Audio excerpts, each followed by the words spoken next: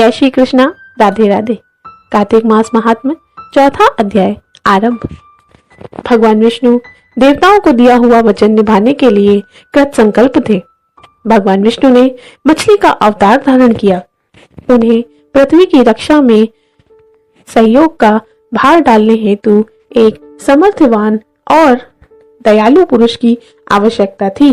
इसके लिए भगवान ने कश्यप को चुना, मगर कश्यप की परीक्षा होना भी आवश्यक था। इसी कारण से नदी स्नान करते समय भगवान विष्णु कश्यप की अंजलि में मछली बनकर समा गए। उस मछली पर दया करके कश्यप ने उन्हें अपने कमंडल में जगह दी। मछली का आकार बढ़ने लगा, तब उन्होंने उसे कुएं में रखा। कुएं से भी जब उस मछली का आकार बढ़ने लगा तो उन्होंने उसके लिए एक तालाब खुदवा दिया, परंतु अगले ही पल वह मछली उस तालाब के आकार से भी बड़ी होने लगी। तब श्री कश्यप ने समझ लिया कि यह भगवान की ही माया है और उन्होंने हाथ जोड़कर स्तुति करके भगवान से इसका रहस्य पूछा।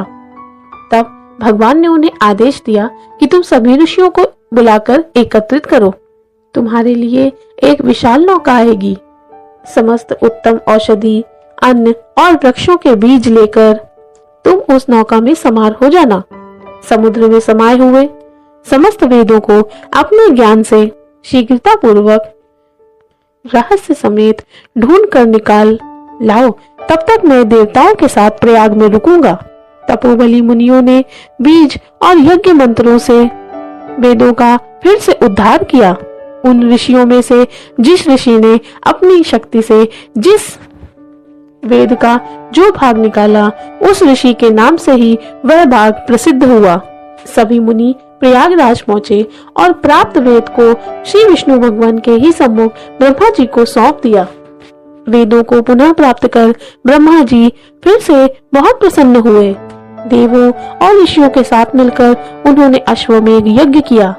यज्ञ की समाप्ति पर देवताओं ने श्री विष्णु भगवान से प्रार्थना की कि इसी स्थान पर हमें पुनः से प्रसन्नता की प्राप्ति हुई है।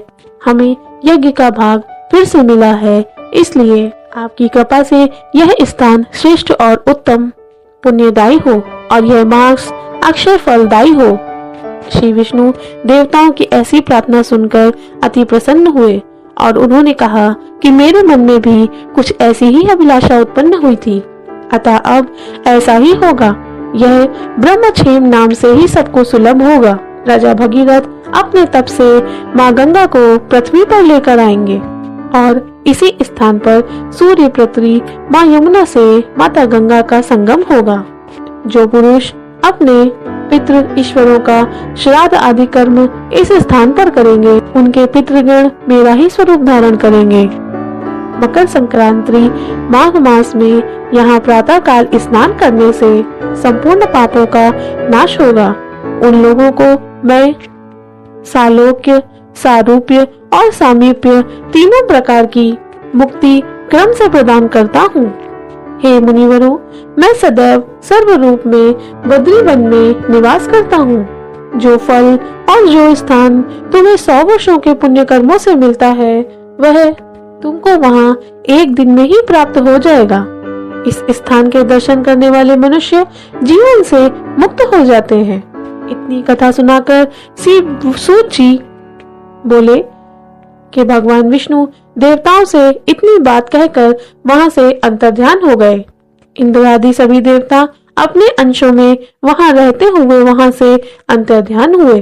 जो मनुष्य शुद्ध मन और पूर्ण श्रद्धा से इस कथा को सुनते हैं, वे प्रयागराज और बद्री वन में जाने का फल प्राप्त करते हैं। इति श्री कार्तिक मास महात्म्य चौथा अध्याय समाप्त। जय श्री कृष्णा।